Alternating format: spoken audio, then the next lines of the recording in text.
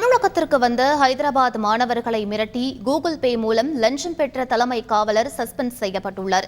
கடந்த 3ஆம் தேதி ஹைதராபாத்திலிருந்து புதுச்சேரிக்கு கல்லூரி மாணவர்கள் சிலர் காரில் சுற்றுலா வந்துள்ளனர். பின்னர் புதுச்சேரியிலிருந்து பிச்சாவரத்திற்கு சுற்றுலாவை தொடர்ந்தனர்.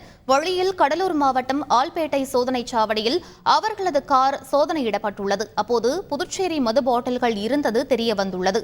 அவற்றை பறிமுதல் செய்த போலீசார் கல்லூரி மாணவர்கள் என்பதால் எச்சரித்து அனுப்பினர். பின்னர் மாணவர்கள் பிச்சாவரம் சென்ற நிலையில் அவர்களை கடலூர் மதுவிலக்கு பிரிவு தலைமை காவலர் சக்திவேல் ரகசியமாக தொடர்பு கொண்டுள்ளார். மாணவர்கள் மீது வழக்கு பதியாமல் இருக்க லஞ்சம் தருமாறு மிரட்டியிருக்கிறார்.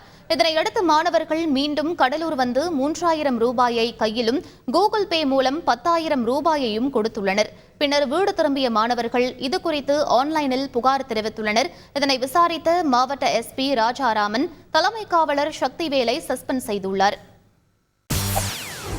செய்திகளை உடனுக்குடன் தெரிந்து கொள்ள உடனே சப்ஸ்கிரைப் பண்ணுங்க.